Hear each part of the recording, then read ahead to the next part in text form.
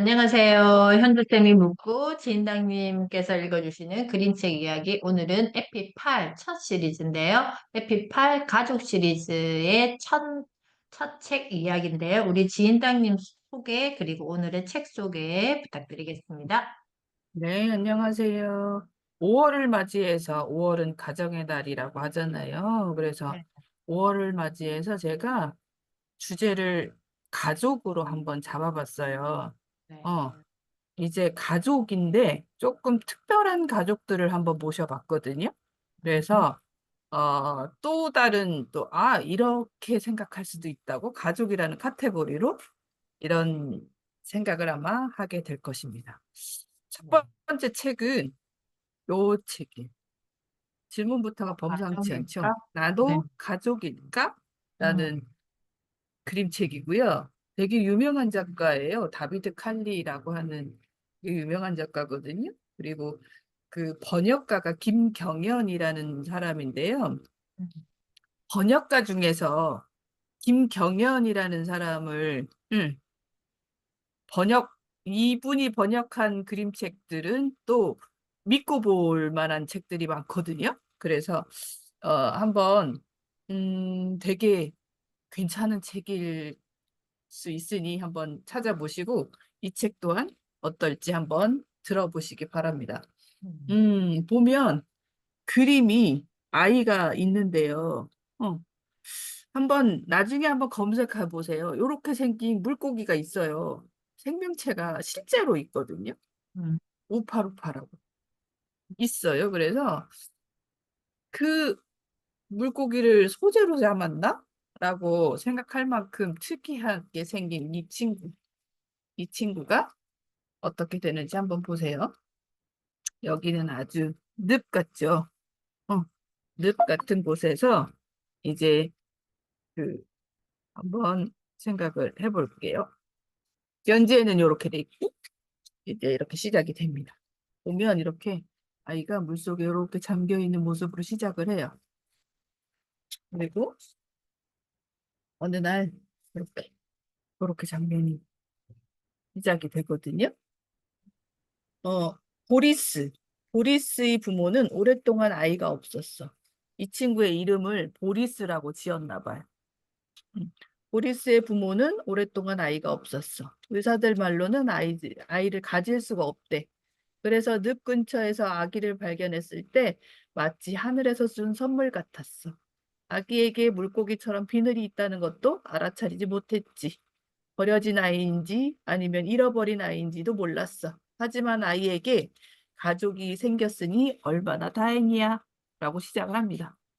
그렇게 시작을 해서 이제 아이가 무럭무럭 자라요. 이 집에서 엄마 아빠의 이제 특별한 보살핌으로 무럭무럭 자라는데 이제 여기에 이런 글귀가 있어요. 어, 아이가 학교에 가서 많은 것을 배웠어. 쓸모 있는 것도 배웠고 그다지 쓸모 없는 것들도 배웠어. 라는 표현을 씁니다. 이 아이한테는 쓸모가 없는 것이라고 느껴지는 것들도 있었나 봐요. 그리고 아이한테는 되게 행복한 시간들이 흘러갔어요. 어, 그랬는데 어느 날 바람에 묘한 냄새가 실려왔어. 라는 표현을 해요. 그리고 어, 그 냄새는 잊고 있었던 냄새였어. 그리고 아가였을 때 맡았던 냄새. 바로 늪의 냄새였어. 라고 이야기를 해요. 느낌이 검상치 않죠. 이 네. 아이가 꼭 집을 떠날 것 같은 느낌? 그런 느낌이 들죠. 그래서 보리스가 이제 엄마 아빠한테 물어요. 엄마 왜 저를 데리고 오셨어요? 그야 널 사랑했으니까. 엄마가 말했어요. 왜 그냥 늪에 두지 않았어요? 그랬더라면 죽을지도 몰랐으니까. 아빠가 말했어요. 어, 이 아이가 자신의 존재에 대해서 깨닫고 어, 이제 약간 정체성에 대한 고민? 이런 것들을 하나 봐요. 그래서 이렇게 욕조에서 이렇게 물에 담가서 어, 고민을 하는 거예요. 자기의 정체성에 대해서. 수많은 물음이 머릿속에 맴돌았어. 너 정말 행복해? 이게 정말 네가 원하는 삶이야? 아니면 다른 사람들이 원하는 삶이야? 보리스는 잠을 잘 이루지 못했어. 숨이 막히는 느낌에 한밤중에 잠에서 깨었어. 보리스는 목이 말랐어. 자꾸 목이 말랐어. 이런 표현을 해요. 이제 떠나겠죠. 어느 날 보리스는 밖으로 나가 걷고 또 걸었어. 발이 축축해서 보니까 늪이었어. 자기도 모르게 냄새를 따라왔던 거지. 응. 감히 가출을 했어요. 감히. 보리스는 생각했어요. 난 지금 내가 있어야 할 곳에 있지 않았어. 내 세상은 늪이야. 나의 냄새는 늪의 냄새야. 피부에 비늘이 있으니 나처럼 비늘을 가진 사람들과 살아야 해. 보리스는 자신을 닮은 사람이 있으리라고는 생각해 본 적이 없었어. 그런데 늪에는 자신과 똑같이 비늘이 있고 눈이 커다란 이들이 살고 있었어. 보리스와 같은 것을 좋아하고 같은 것에 즐거워했어. 보리스는 새 가족을 찾았다고 생각했어. 진짜 가족을 말이야. 근데 진짜 가족일까요? 또 그런 생각을 또 자기는 또 비슷하다고 생각을 하지만 또 비슷하지가 않죠. 응, 그죠? 보리스의 부모님, 응, 어떻게 했을까요? 보리스의 부모님은, 그렇지. 양부모님이죠. 음, 보리스를 계속 찾았겠죠. 그죠. 그죠? 이렇게 병에 담아서 계속 음, 늪으로 편지를 보냈어요. 음, 그런데 제발 집으로 돌아오렴이라는 메시지가 아니라 음, 어떤 메시지를 담았냐면 네가 지금 있는 곳에서 행복하다면 우리도 행복하단다 음, 라는 메시지를 담아서 보냈어요. 이 부모님도 범상치 않죠. 음, 그죠? 음. 여기에 이런 글귀가 있어요. 우리가 비슷하다고 느끼는 사람들은 우리와 비슷할까? 얼마나 비슷할까? 그건 말하기가 어려워. 얼마 지나자 보리스는 자신과 비슷하다고 느낀 이들이 자신과 조금 다르다는 걸 알아차리기 시작했어요. 먹는 것도 달랐고, 말하는 방식도 달랐고, 심지어서 웃는 모습도 달랐어. 문득 보리스는 또 집이 그리워졌어요. 어, 또 행복했던 순간들이 또 떠올랐어요. 이 음, 집도 내 집이 아닌 거지. 음, 어, 보리스는 새 가족을 떠났어요. 어, 그래서 생각을 했어요. 나 같은 사람은 나밖에 없나 봐. 그래서 나는 가족이 없나 봐. 이런 식의 생각을 하는 거예요. 그러다가 이제 또 길을 잃었어요. 그런데 무엇을 찾았냐면 늪 바닥에서 수많은 병들을 발견했어요. 그거는 부모님이 보낸 쪽지가 들어있는 병. 음, 네가 지금 있는 곳에서 행복하다면 우리도 행복하단다. 라는 메시지가 담긴 병들이 계속 있었던 거예요. 여기서 또 이런 글귀가 또 나와요. 우리가 사랑하는 사람들은 우리와 얼마나 비슷할까? 이 질문이 물고기처럼 보리스의 마음을 헤엄쳤어. 보리스의 부모는 비늘이 없었지만 보리스를 사랑했지. 자신들과 닮지 않았든 개의치 않았어.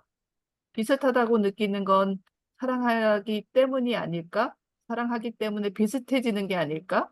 보리스는 생각에 잠겨 늪에서 나왔어. 잠시 걸음을 멈추고 한 번 더 늪의 냄새를 들이마셨어. 그리고는 집으로 향해 걷기 시작했어. 그렇게 해서 이제 돌아간 거죠, 집으로. 음. 어. 가서 또 있었을 수 있었을까요, 이 친구는? 어? 또 여기가 아닌가 봐 하고 또 나오지 않았을까요? 어, 어, 어디 그 가족일까 하고. 어. 여기에서도 그렇게. 내가 가족이 아니야. 음, 저기서도 내가 음, 가족이 아니야. 그런 생각들을 한번 해보죠. 내가 가족 안에 있지만, 가족과 너무 다른 생각을 하고 있다라고 생각을 한다면, 어, 가족이라는 범주 안에 내가 들어가 있나? 이 가족이라는 울타리 안에 내가 일원으로 속해 있나? 이런 생각을 하게 되죠. 이번 5월 우리가 가족의 달을 맞이해서 또 우리 지인장님께서 가족 시리즈 첫 번째 책, 나도 가족일까 책을 준비해 주셨는데, 음, 이 책은 스스로에게 질문을 할 수 있는 음, 책인 것 같아요.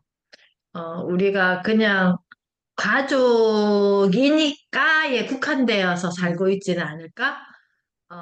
나의 정체성에 대한, 음, 어, 우리가 가족이라는 거에 대한 의미, 그 시네라 부부가 그런 이야기를 하잖아요. 이 입양한 딸들에 대해서 가족이라는 어떤 이 의미를 부여할 때, 이 가족이라는 형태의 다양성에 대한 이야기를 어렸을 때부터 딸들에게 해주고, 그렇게 가족에 대한 어떤 정의를 새롭게 이렇게 이야기를 하는 모습을 봤었는데, 마찬가지 우리가 가족이니까에 국한되어 있지 않고, 가족으로서의 나, 그리고 가족의 의미,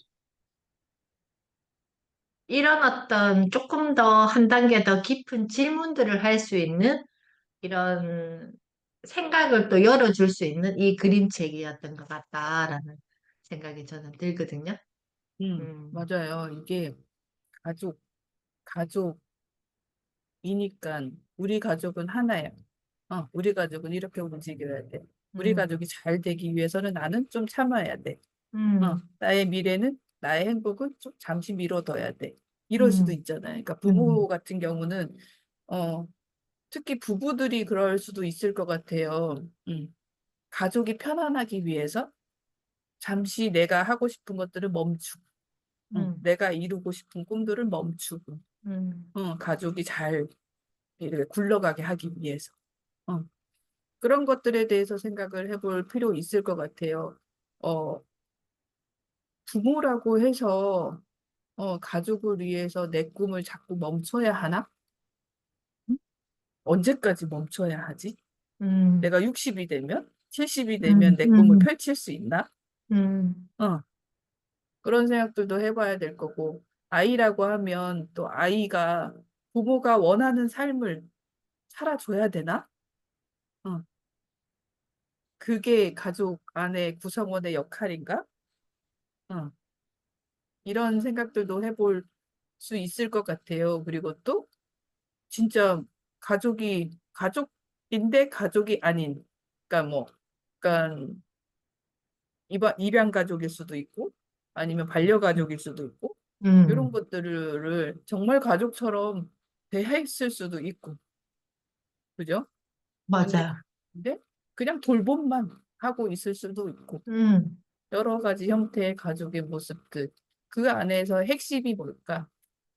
음, 여기에서도 맞아요. 이 행복과, 책에서, 맞아요. 사랑이 가장 여기 이 나도 가족일까라는 이 그림책에서는 그 사랑이라는 테마가 가장 중심이 아니었을까? 음, 라는 생각이 저도 음. 들었거든요. 그런 사랑이라는 의미도 있었지만 또 그런 것 음, 있잖아요. 어, 네가 있는 곳에서 행복하다면 음, 그걸로 된 거야라고 부모는 말하잖아요. 그쵸, 그쵸. 어. 근데 그게 되게 여러 방면으로 생각을 해볼 수 있을 것 같아요. 음, 어, 내가 있는 이 자리에서 음, 행복한가? 아니면 내가 내 아이를 위해서, 내 남편을 위해서 당신이 그 음, 자리에서 행복하면 좋겠어. 라고 음, 진짜 말할 수 있나? 음, 어, 라고 생각을 해볼 수 있을 것 같은 그런, 만약에 그런 생각을 안 해봤다라고 하면 음. 이번 기회에 한번 해보는 건 어떨까라는 생각들도 해봐요. 맞아요. 어, 맞아요. 제가 이번 우리 연휴 때 저는 이제 그 어디를 다녀오지는 않고 집에 있었는데, 여기에 있는 곳이 좀 관광지이기도 하고, 시골이기도 하단 말이에요. 가는 곳마다 음식점이 10,000원인 거예요. 음, 그러니까 부모님 모시고, 음, 아니면 또 어린이날도 있기도 음, 했으니까, 가족들과 함께.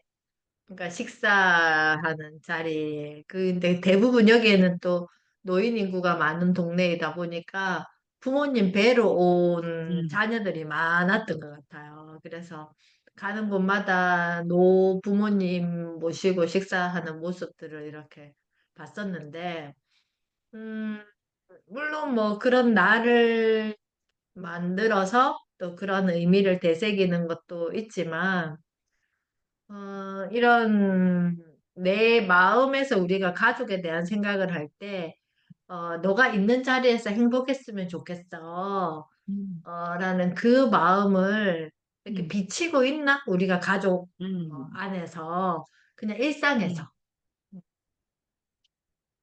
어떤 특별한 날, 뭐 생일이든지, 뭐 이런 어버이날, 어린이날에서 어떤 스페셜로 하는 것도 물론 중요하지만, 우리가 평소에 이런 마음을 어떻게 전달하고 있는지, 음, 이런 걸 또 한번 이번 이 책을 통해서 또 다시 한번 반추해 보는 것도 좋지 음, 않을까라는 생각이 또 들었어요. 예전에 제가 남편이랑 어디인가를 막 드라이브를 하면서 가다가 남편에게 그런 말을 한 적이 있어요. 나는 전업주부였고, 또 음, 남편이 이제 외벌이로 돈을 벌어다 주는 상황이었어요. 그때 음, 당시에는. 음, 그래서 그런데도 불구하고 나는 나름의 용돈을 쪼개서 나름의 공부를 좀 하고, 뭐 이제 자기 개발도 좀 하고 싶은 것들을 조금 나름 음, 현실에 맞게 음, 하고 있었거든요. 그래서 남편한테 어, 고맙다는 표현을 했어요. 그리고 내가 그렇게 하고 있으니 당신도 그렇게 했으면 좋겠어. 라는 의향을 이제 전달을 한 거죠. 그랬는데 남편이 그러더라고. 음, 지금은 그럴 때가 아니야. 라는 말을 음, 하더라고, 음, 남편은. 음, 그러니까, 남편은 어깨가 좀 무거웠었나 봐요. 음, 혼자서 경제적인 것을 책임져야 된다라고 하는 무게가 무거워서 그랬겠죠. 그래서 그런 말을 하는데 되게 미안하면서도 되게 안타깝더라고요. 음, 음, 그렇게 우리가 빚에 쪼들리는 상태도 아니었고, 음, 그렇게까지 정색을 해가면서 지금은 그럴 때가 아니야라고 말할 정도는 아니었거든요. 음, 왜냐면 그렇게 그렇다라고 생각했으면 나도 안 그랬겠지. 그렇지, 그렇지. 근데 이제 그 정도까지는 아닌데 라는 생각을 했는데 우리 남편은 그렇게 생각을 하고 있으니 좀 약간 너무 책임감에 억눌려 있지는 않나? 라는 조금 미안한 생각? 그런 것들이 있었는데 요 책 읽으면서 그때 생각이 좀 났어요. 음, 그래서 그 자리에서 나도 우리 남편도 우리 아이들도 그 자리에서 지금 하고 있는 일 중에서 나름 행복하고 나름 괜찮다, 괜찮은 삶을, 괜찮은 지금을 살고 있다라고 말할 수 있다라고 하면 참 좋겠다. 음, 그렇죠. 라는 생각을 해보는 시간이 저는 어, 됐었어요. 맞아. 이게 특별한 거를 해서 내 의미, 또 음, 가족의 의미를 찾는 게 아니라, 저는 이 관계에 대한 책임에 대한 이야기를 한번 해보자면, 가족에 대해서. 그럼 이 가족 관계에 대한 내 책임이 있는 거잖아요. 그러면, 이걸 무엇을 어떤 역할을 해서가 아니라, 전 또 이렇게 결혼을 하고, 아이를 출산하고, 또 가족이 구성이 돼서 이렇게 살면서 제일 중요하게 생각했던 거는, 내가 무엇을 역할을 해줘서, 그것보다 내 상태가 어떤지, 내 상태에 대한 거를 내가 컨트롤할 수 있잖아요, 그거는. 그래서 내 상태가 좋아져야지만 내가 가족들에게 해줄 수 있는 에너지가 좋아지니까 여기에 대해서 굉장히 저는 크게 생각했던 편이었거든요. 그래서 어떤 뭐 사치를 하고 그러지는 않았지만 무엇을 산다? 그리고 내가 갖고 싶은 거, 내가 뭐 공부하고 싶은 거 이런 것들을 뭐 산다거나 이렇게 했을 때는 그 의미가 저는 충분했다라고 생각을 해요. 그 의미는 내가 이 좋은 상태여야지만 내 가족들에게 줄 수 있는 이 상태가 좋은 상태가 되니까에 대한 의미가 있었기 때문에 그게 또 뭔가 유형은 아니겠지만 무형이겠지만 저는 또 가족의 관계에 대한 책임으로서 제 역할이라고 저는 생각을 했거든요. 그게 대해서는. 그래서 이게 각자가 생각할 때 우리가 가족이니까에 국한되지 않고 가족으로서의 나는 어떤 나인가를 한번 이 책을 통해서 한번 스스로 질문을 던져보고 이번 5월 가족의 달을 맞이해서 또 우리가 이 가족 시리즈를 이렇게 진행하면서 또 그 질문들을 함께 가져가면 어떨까라는 생각이 듭니다. 네. 네. 꼭 그래 보셨으면 좋겠어요. 그리고 또 음, 이 책은요, 제가 음, 중간중간 읽어드렸지만 네, 네. 전체적으로 되게 철학적이거든요. 문장 구절 굉장히 그런 구절이. 것 같아요. 그래서 꼭 한번 읽어보셨으면 좋겠어요. 되게 어, 다비드 칼리 책들은 되게 도서관에 많아요. 음, 그러니 이제 꼭 빌리셔서 읽어보시고, 이 구절 구절들을 한 번씩 잠깐 멈추고, 이 음, 문장의 의미가 무엇일까? 약간 철학적으로 생각해 보시는 시간 꼭 가져보시길 추천합니다. 네. 오늘 이 다비드 칼리의 나도 가족일까라는 첫 번째 가족 시리즈의 첫 번째 책 이야기였는데요. 자, 이번 5월에는 이렇게 가족 시리즈로 또 두 번째, 세 번째, 네 번째 책까지 만나볼 거니까 많이 기대해 주시고 오늘 이렇게 첫 번째 책 준비해 주신 지인장님 감사드리고 또 다음 주 에피팔 가족 시리즈 두 번째 책 이야기도 많이 기대해 주시기 바랍니다. 감사합니다. 고맙습니다.